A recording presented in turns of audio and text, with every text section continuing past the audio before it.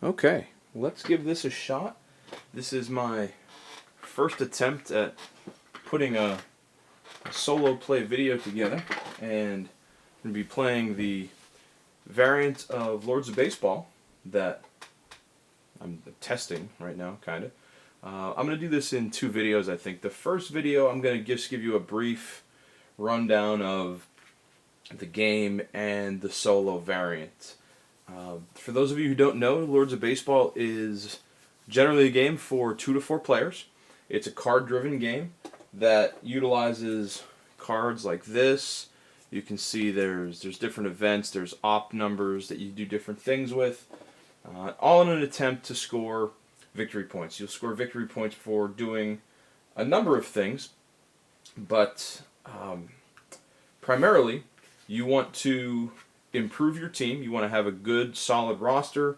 You want to have a lot of rating stars and winning games. Winning games is obviously good because you might win the pennant, and there's some points that go along with that as well. It was a couple of years ago.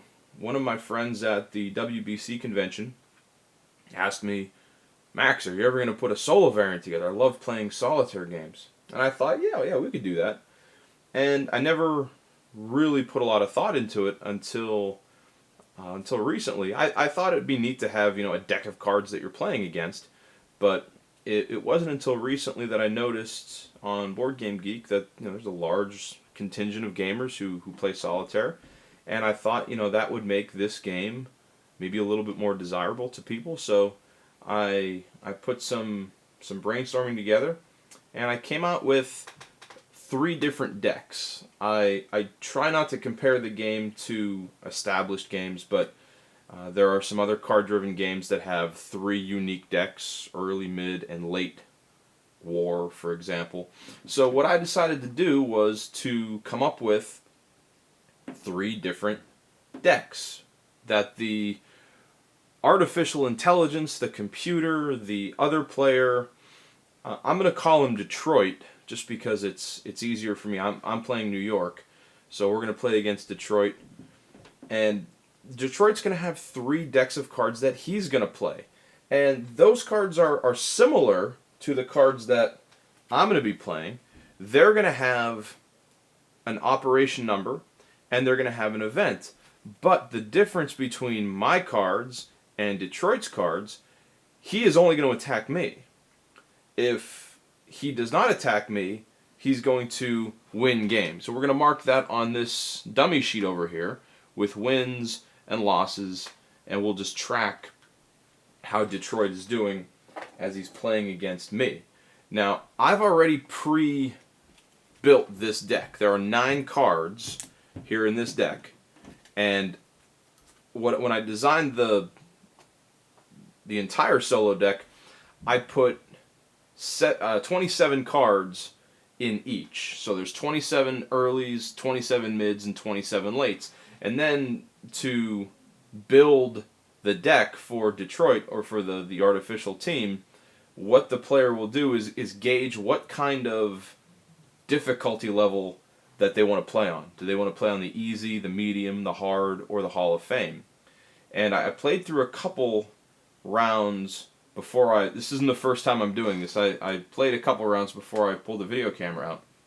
And what I found is that perhaps the medium is a little easy. So that obviously we can tweak as we go along.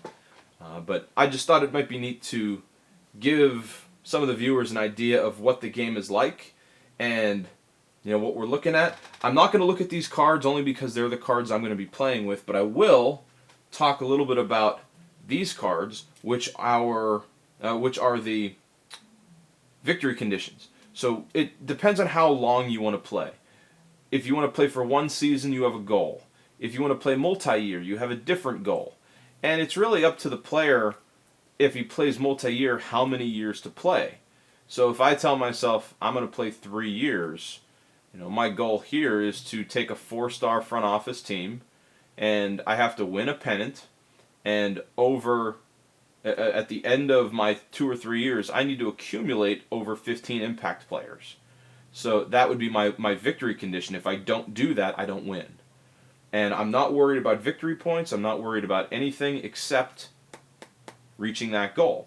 So this one season goal, if I just want to play 1 year, I got through it in, I kind of zipped through it in about a half an hour, I think. I wasn't timing. But for one season, I need to start with a 4-star front office team and win 90 games. That's it. If I win 90 games, I win.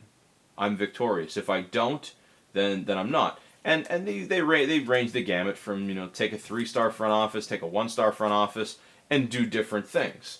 The other thing that I think is kind of neat about the solitaire version of this game is you can also play for victory points. And in that scenario, you're just going to use the same victory point chart that you would for the 2 to 4 player game, except this time I would probably set.